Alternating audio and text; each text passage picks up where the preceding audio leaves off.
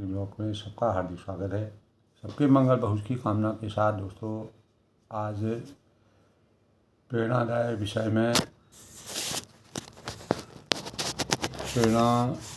विषय में हमारे जीवन को कैसे एक संतुलित जीवन की परिकल्पना या के सांचे में हम ढालने के लिए प्रयासरत हमको किस प्रकार से रहना चाहिए, जिससे हमारे जीवन में गतिशीलता बनी रहे। और इसी के परिणाम स्वरूप जब हमारे शरीर में जीवन के दर्पण को अगर हम निहारते हैं और जीवन के दर्पण का सही ढंग से हमारा स्वरूप उसमें विराजमान होता है तो हमें स्वांतः सुखाय की अनुभूति होती है। तो यही जब स्वांतः सुखाय की अनुभूति होती है तो उसके परिणाम स्वरूप हम सुख और आनंद के वास्तविक जो सुख की प्राप्ति करना चाहता है और सुख और आनंद में कैसे जीवन सुख की अनुभूति करता है, कैसे आनंद की अनुभूति करता है, इन भावों की समीक्षा आज के प्रेरणादायक विषय में अपने विचारों के मंथन के परिणाम स्वरूप। तो सबसे पहले दोस्तों, संतुलित जीवन यात्रा के भावों का अगर हम अपने अंतःकरण में तो धीरे धीरे रे मनो धीरे सब कुछ होए। तो जब हम जीवन यात्रा को संतुलित यानी आकार देंगे तथा हमारे जीवन में न सांप्रदायिकता होगी, न महत्वाकांक्षाएं होंगी, न अमीर गरीब का भेद होगा और न ऊंच नीचता के मानक होंगे। तो न किसी प्रकार के गला घोंट प्रति स्पर्धाएं जो आज के स्वरूप में दिखती हैं। तो संतुलित जीवन यात्रा में हम इन चीज़ों से हमेशा दूरी बना के रखेंगे और किसी प्रकार के भी अंधविश्वास हमारे अंतःकरण में नहीं होगा, यानी न अर्थ शून्य परंपराएं होंगी। तो दोस्तों, क्यों न हम जीवन के इस क्रम को जारी रखते हुए संपूर्ण महत्वाकांक्षाओं भौतिक अपेक्षाओं से दूरी बना करके सादा जीवन उच्च विचार के परिकल्पना को करते हुए अपने जीवन को कैसे आगे को मानवता के लिए एक प्रेरणा के स्रोत में उतार सकते हैं। अनेक सुधीजनों के जीवन के वृतांत जब हमको सुनने में मिलते हैं, पढ़ने में मिलते हैं, विचारने मिलते हैं, तो ऐसे जीवन की परिकल्पना को साकार कैसे हम करें। तो आध्यात्म के क्षेत्र में अकेले जीने की बात जो है वह आध्यात्मिकता का एक सार्थक प्रयास है, क्योंकि वहाँ शुद्ध आध्यात्मिक चिंतन रहता है। जहाँ शुद्ध आध्यात्मिक चिंतन रहता है कि व्यक्ति अकेला इस संसार में जन्म लेता है और अकेला ही वह चला जाता है। तो यहाँ कोई अपना पराया नहीं है। तो सुख और दुख भी स्वयं द्वारा कृत कर्मों के फल है। जो जस करहि तस फल चाखा, विश्व प्रधान विधि रचि राखा।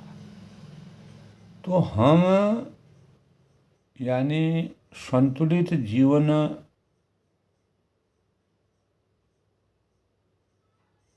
का दर्शन का सामना करने के लिए अपने जीवन को अधिक सार्थक बना सकते हैं, बशर्ते कि ऐसे ही सोच को विकसित करते हुए हम एक नए जीवन की यात्रा करें, नए जीवन की कल्पना करें और जिसके परिणाम स्वरूप हम नए रास्ते का चयन करें। तो ऐसे रास्ते में अब अपने पद चिन्हों को बनाते हुए जीवन के सार्थक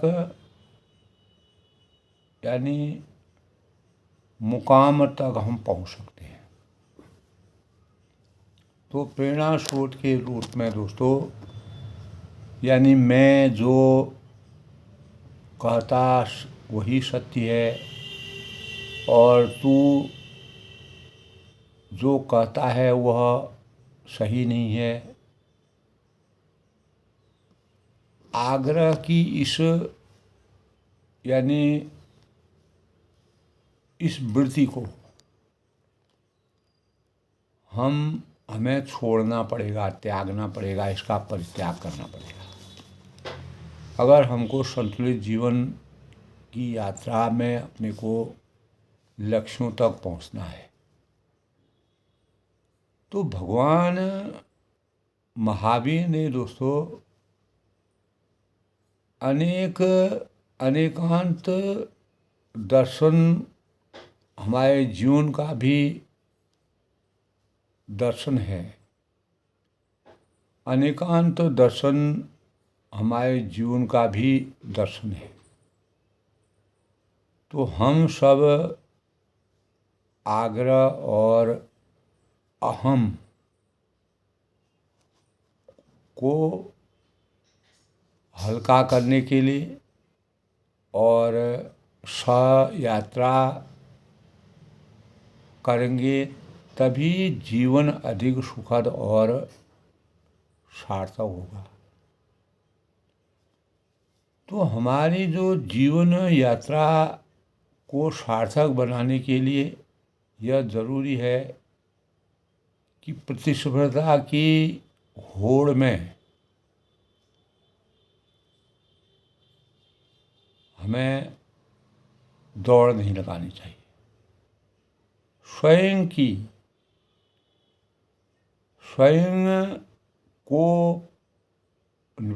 की भूलों को ईमानदारी से स्वीकार करना और संतोषजनक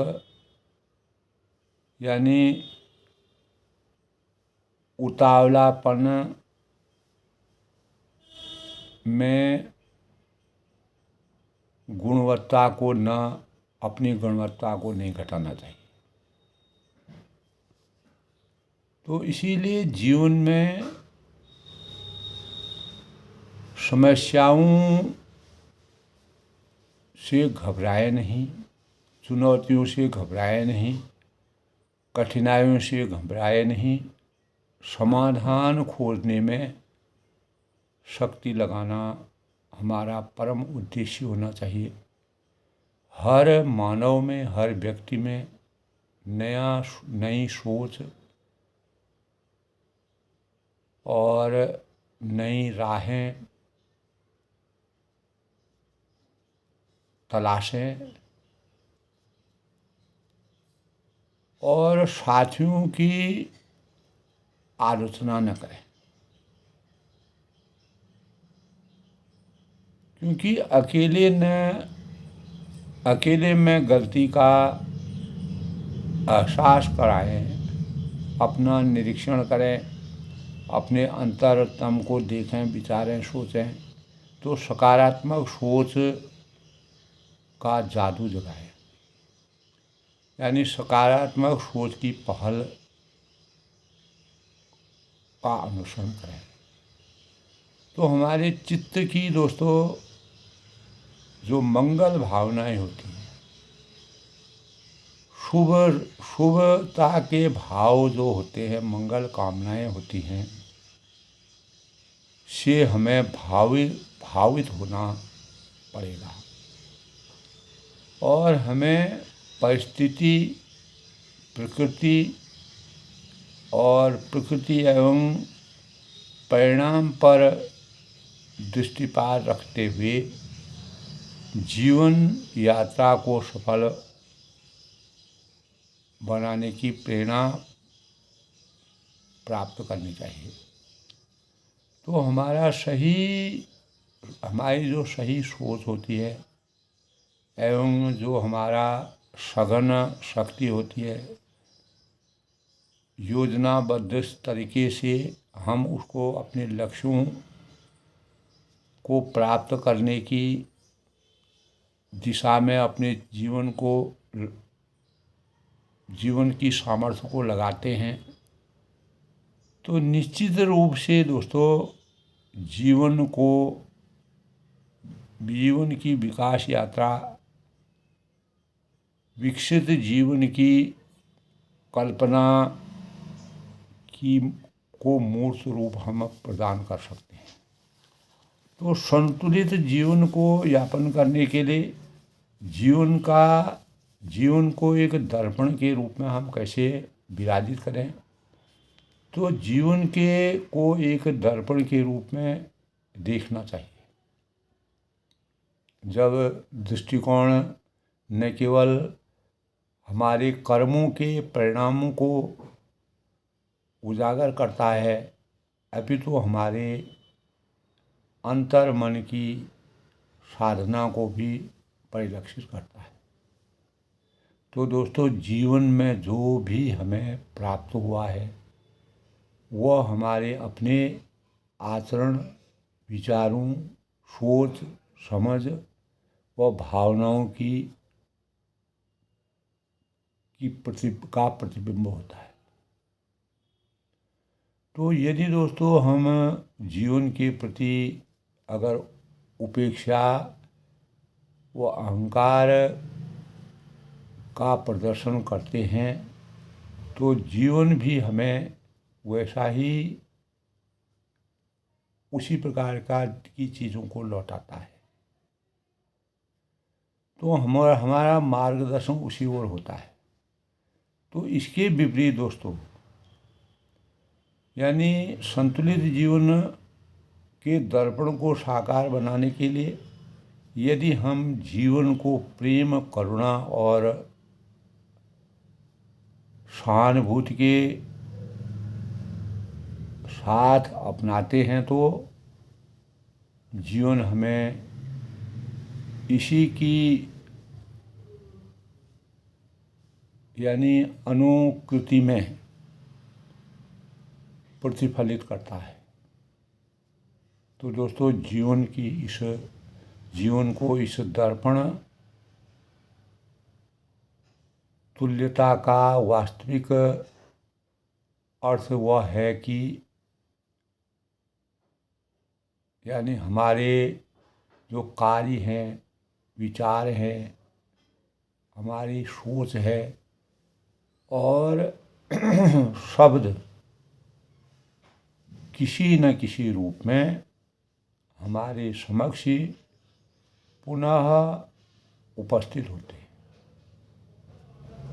तो दोस्तों हमारे द्वारा जो किए गए हर प्रत्येक कार्य है, कार्यों को एक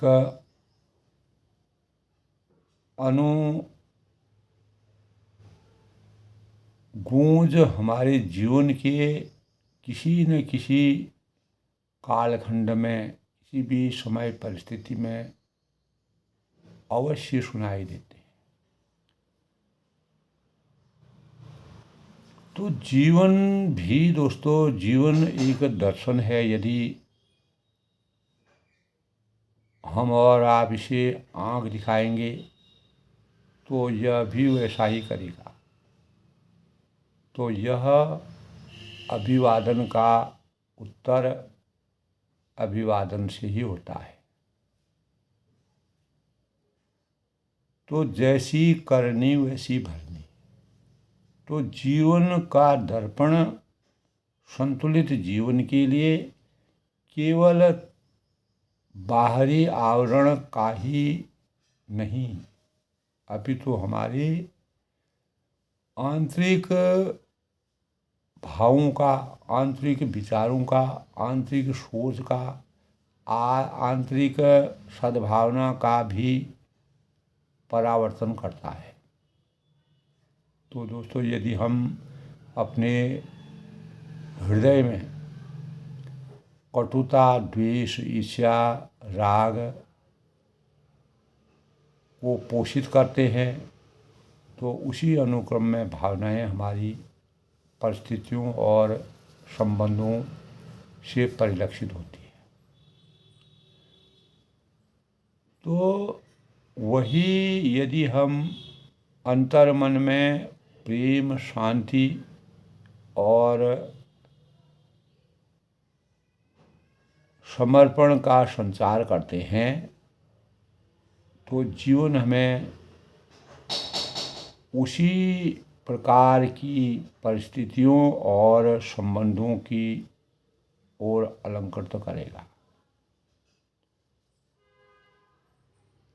तो इसीलिए संतुलित जीवन के लिए वह दर्पण एक सतत अभिव्यक्ति का प्रतीक है, जो हमारे प्रत्येक कार्य और विचार को के बिना किसी भेदभाव की प्रकट करता है। तो हमें दोस्तों इस बात को स्मरण करना चाहिए, याद करना चाहिए कि नकारात्मकता का या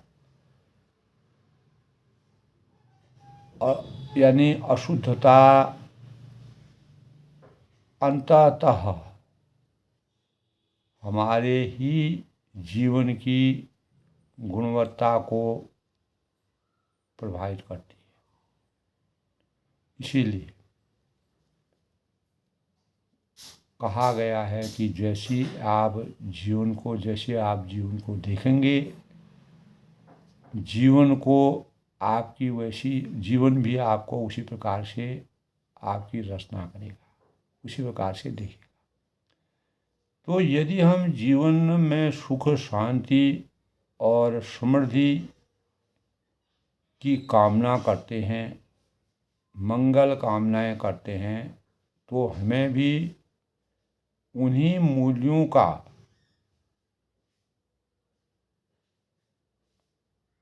पोषण करना होगा जो हमें प्रिय हो। तो संतुलित जीवन के लिए जीवन को किस प्रकार से दर्पण बनाया जाता है और इसी के परिणाम स्वरूप मानवता में शांत सुखाय की अनुभूति या शांत सुखाय का सृजन होता है। तो हमारे जीवन में दोस्तों कुछ कार्य केवल निजी आनंद या आत्म संतुष्टि के लिए के उद्देश्य के बिना उद्देश्य से किए जाते हैं, जिन्हें शांत सुखाय की श्रेणी में रखा जाता है। तो संतुलित जीवन में जीवन का दर्पण बनाने के लिए शांत सुखाय का रामचरितमानस में तुलसीदास जी ने समावेश करते हुए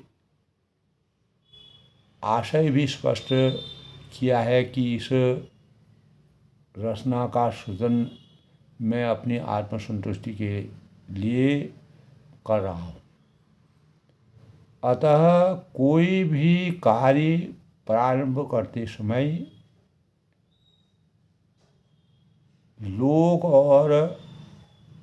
आलोचना और विचार मन को आंदोलित करता रहता है। वह क्या कि इस पर यानी जनमानस को क्या प्रतिक्रिया होगी, आम आदमी इसके बारे में क्या सोचेगा, क्या विचारेगा, तो उसे सराहना मिलेगी अथवा आलोचना। तो का शिकार होना हमको पड़ेगा। अब हमारी आलोचना होगी या सराहना होगी, वह हमारे अभिरुचि के अनुसार हमारे कार्य संतुलित जीवन में हम किस प्रकार से जीवन को दर्पण बनाना चाहते हैं। तो बहुत बार दोस्तों इसी संकोच में या मैं या तो कार्य आरंभ ही नहीं किए जाते हैं अथवा उन्हें अधूरा छोड़ दिया जाता है। किंतु स्वांतः स्वभाव में उद्देश्य के सामने रखकर किए जाने वाले जो कार्य होते हैं, इसके अपवाद होते हैं। तो उन्हें करते समय किसी आलोचना अथवा सराहना की परवाह मन में नहीं रहती है। तो उन्हें करते समय कर्ता के मन में केवल आत्मसंतुष्टि के भावों को प्रज्वलित करना होता है। यदि स्वांतः स्वभाव से संबंधित कार्यों को बहुजन हिताय बहुजन सुखाय हेतु इस उद्देश्य से संबंध कर लिया जाए तो यह सोने में सुहागा सिद्ध होगा, जो न केवल आत्मसंतुष्टि देगा बल्कि जन कल्याणकारी होकर आत्मसंतुष्टि के स्तर को द्विगुणित करने, सृजित करने का और सुयोग भी उपलब्ध कराएगा। तो दोस्तों ऐसे अनेक उदाहरण, अनेक प्रकार के प्रतिभा या प्रेरणा के स्वरूप हमारे जीवन में रहे हैं, जहाँ आरंभ में कार्य का उपहास कर शिकार बनाना पड़ता है, किंतु अपने मानसिक संकल्प के दम पर अंततः वह इतिहास रचने में सफल हुए अनेकों ऐसे सुधीजन मिलते हैं और बाद में उनके कार्य, प्रयास और उपलब्धियों को सराहा गया। तो हमें इस बात का स्मरण रखना चाहिए कि दृढ़ संकल्प के साथ और बिना विचारे कि लोग क्या कहेंगे, उसमें यानी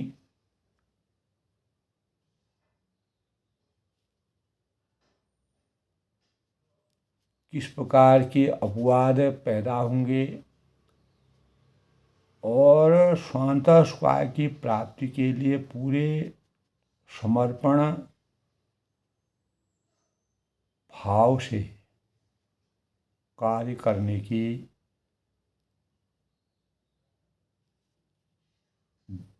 जो जीवटता है के साथ आगे बढ़ा जाए, तो निश्चित ही है दोस्तों, सफलता की यानी सफलता जो है असंभावी है और स्वांतः सुखाय की अनुभूति होना भी निश्चित है। तो संतुलित जीवन यात्रा की परिपूर्ण के लिए सुंदर भविष्य यानी के निर्माण के लिए जीवन को दर्पण के रूप में अवतरित करके कभी असफलता ही मिले तो वह भी एक उपलब्धि ही हो है करके इस प्रकार की सोच को अपने अंतःकरण में लाना चाहिए, क्योंकि तब एक अनुभव की सार्थकता सुलभ होगी, हमारा अनुभव परिपक्व होगा, जो आगे पथ प्रदर्शन के लिए हमारे लिए सहायक सिद्ध होगा और हम ऊंचे लक्ष्यों तक पहुंचने के लिए कामयाबी हासिल करने में सफल होंगे। तो इसी प्रकार दोस्तों यही आनंद की अनुभूति का सबसे बड़ा स्वरूप है। आनंद तब होगा जब ईश्वर की प्राप्ति हो जाएगी।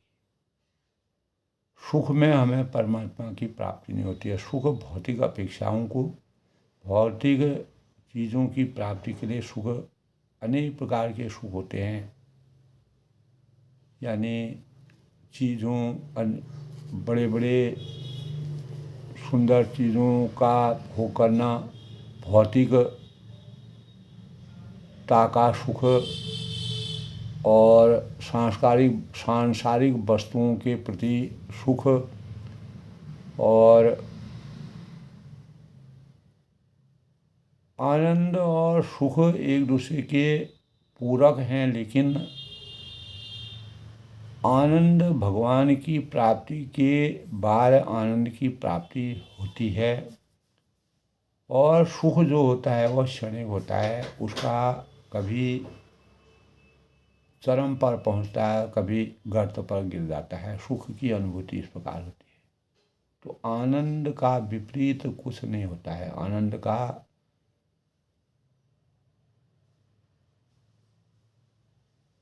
अगर हम आनंद के बाद अगर कोई सुख की अनुभूति करते हैं तो वह है परमानंद। तो आनंद तब होगा जब ईश्वर के प्रति हमारी लगन लगेगी, जब संसार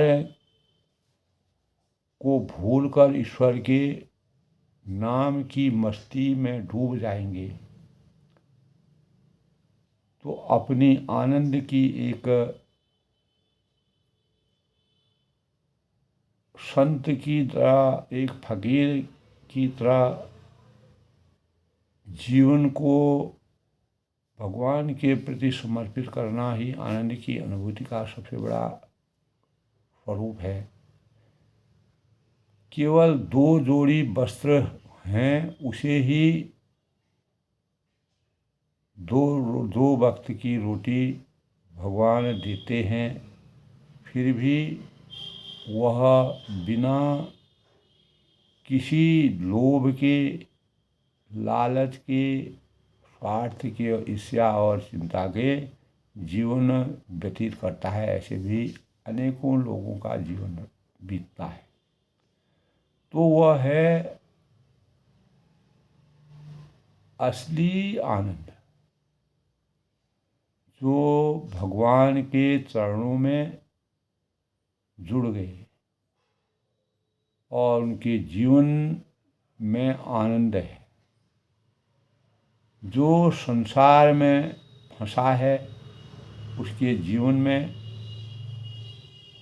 सुख है लेकिन आनंद नहीं। तो